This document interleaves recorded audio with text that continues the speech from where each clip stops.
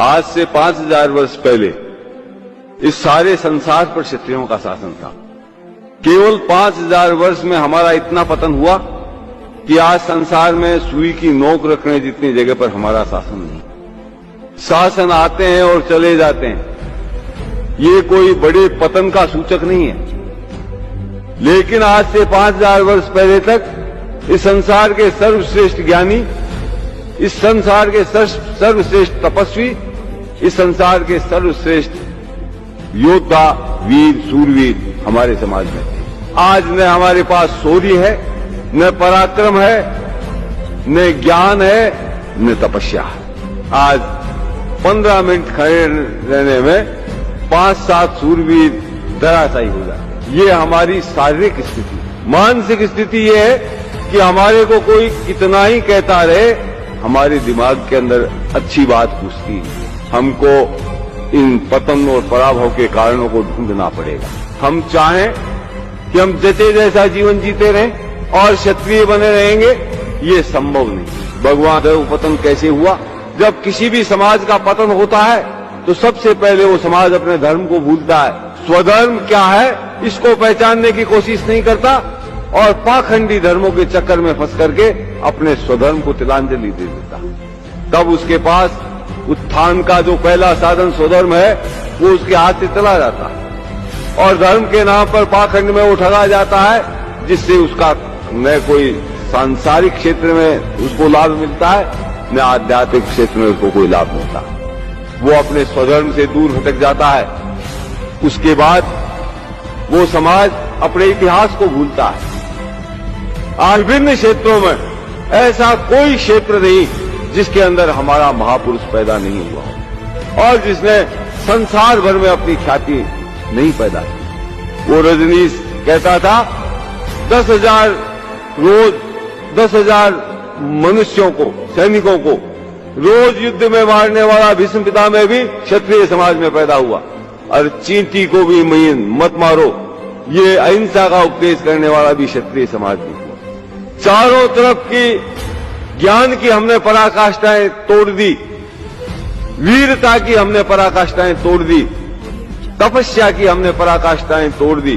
संसार में आज तक विश्वामित्र से लंबी तपस्या करने वाला संसार में कोई तपस्वी हुआ है जो संसार में आज तक कोई नहीं कर सका, जो राम के काल में नहीं हुआ, जो महाभारत के काल के अंदर नहीं हुआ, वो राजपूत काल में राजपूतों ने करके दिखाया।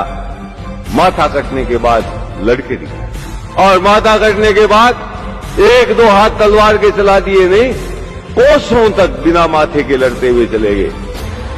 लोगों का सिर यहां पड़ा है, धड़ मिला है 5 कोस दूर, धड़ मिला है 10 कोस दूर। आज दोनों जगह उनकी समाधियां बनी हुई हैं, दोनों जगह पूजे जाते हैं। जहां सर गिरा वहां भी समाधि बनी हुई है, वहां भी पूजा होती है। जहां धड़ गिरा वहां भी समाधि बनी हुई है, वहां भी पूजा होती है। ऐसा कोई क्षेत्र नहीं था जिसके अंदर हम सर्वश्रेष्ठ नहीं, और आज ऐसा कोई क्षेत्र नहीं है जिसके अंदर हम सबसे गए गुजरे नहीं। चाहे वो ज्ञान का क्षेत्र हो, चाहे वो वीरता का क्षेत्र हो, चाहे वो तपस्या का क्षेत्र हो, चाहे शारीरिक बल का क्षेत्र हो, चाहे बौद्धिक बल का क्षेत्र हो, चाहे मनोबल का क्षेत्र हो, चाहे आध्यात्मिक बल का क्षेत्र हो, हर क्षेत्र के अंदर हम पिछड़ते जा रहे हैं। उसका कारण अपने धर्म का और इतिहास का ज्ञान नहीं होना। इतिहास मरे हुए समाज को पुनर्जीवित करने की क्षमता रखता है। इतिहास निर्जीव शरीर में जीवन पैदा करता है। एक विदेशी पर्यटक भी रणथंभौर को देखने जाता है, एक विदर्भी भी रणथंभौर को देखने जाता है, एक दूसरे समाजों का रणथंभौर को देखने जाता है। वहां क्या देखता है? कितने ऊंचे पहाड़ पर ये बना है, इसकी दीवारें कितने सुरक्षित है, इसमें महल कैसे बने हुए हैं, ये देख के लोग जाते हैं। और हम भी आज उन पर्यटकों की तरह रणथंभौर, चित्तौड़ आदि किलों को देखते हैं। उसका कारण क्या है? इतिहास के ज्ञान का अभाव। हमारे अंदर वो चिंगारी नहीं फूंक सकते जो चिंगारी रणथंभौर के अंदर विद्यमान। यदि हमको इतिहास का ज्ञान होता तो कोई भी राजपूत रणथंभौर के किले की सीढ़ियों पर चढ़ता तब उसका कलेजा धक धक करने लग जाता, कहीं ऐसा नहीं हो अंदर जोहर हो रहा हो, मैं अंदर प्रवेश करूं, कहीं जोहर की जलती ज्वालाएं मेरे को नजर नहीं आए, कहीं ऐसा नहीं हो जीत कर भी दुश्मन के झंडों को आगे करके लौट रहा हमीद जोहर के निराशाजनक प्रदर्शन को देख करके अपने जीवन से निराश हो गया हो, वो कहीं अपना मस्तक काट करके शिव जी के ऊपर नहीं चला रहा। इस इतिहास का ज्ञान नहीं है तो हमारे लिए रणथंभौर एक पत्थरों की दीवारों से अधिक कुछ नहीं, एक पत्थरों का संग्रह मात्र है। आज हम अपने स्वधर्म को भूल रहे हैं, पराये धर्म को अपना धर्म समझ रहे हैं। कृष्ण भगवान ने गीता में कहा है, श्रेया नाम स्वधर्मो विगुण पर धर्मो भयाव, तेरे स्वधर्म का पालन करने में ही तेरा कल्याण है। दूसरा धर्म भय को देने वाला, दूसरा धर्म तेरे को कायर बना देगा, तेरे को पलायनवादी बना देगा। फिर कृष्ण भगवान कहते हैं, दूसरे के धर्म का तू ठीक प्रकार से पालन कर ले तो भी तेरा कल्याण संभव नहीं, लेकिन अगर तेरे स्वधर्म का तू टूटा फूटा भी का पालन कर लेगा तो तेरा कल्याण।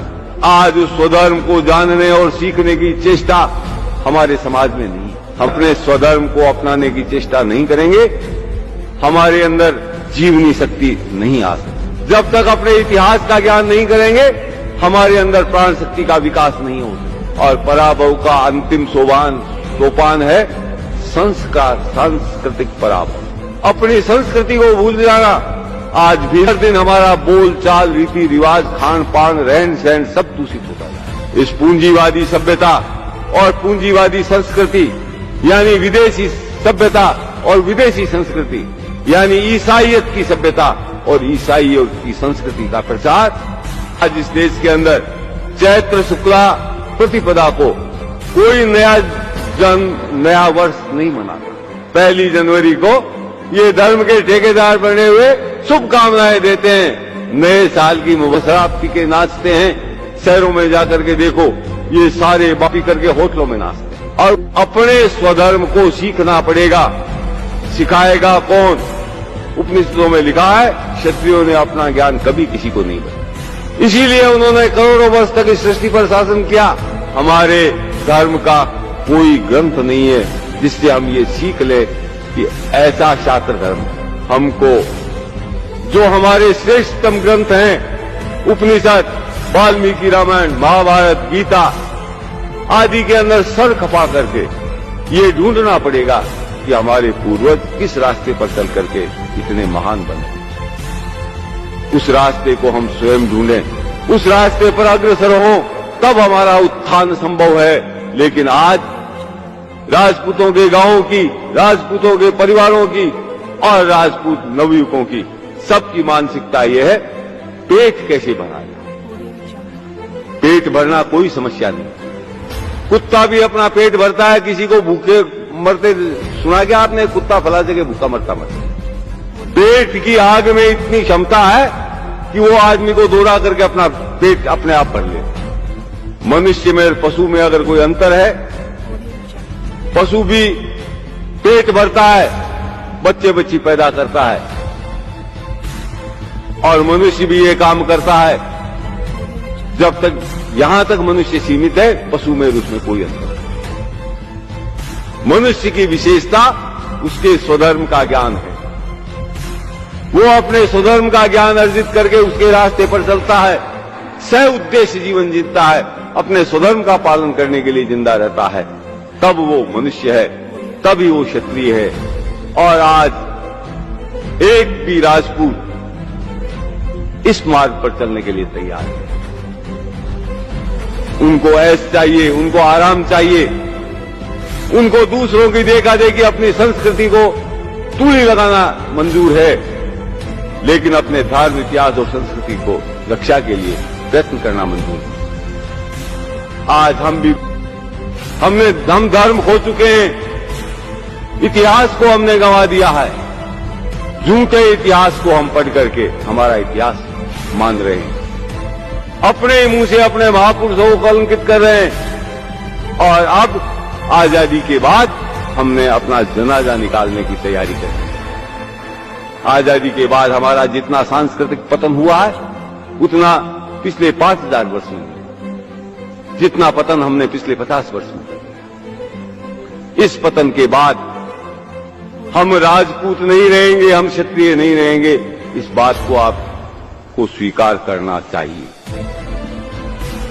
और नहीं स्वीकार करेंगे तो भी आप राजपूत नहीं हैं। स्वीकार करेंगे तो प्रयत्न करेंगे क्षत्रिय बने रहने के लिए, राजपूत बने रहने के लिए, और तब हो सकता है हमारा ये डूबता हुआ समाज डूबने से बच सकता है।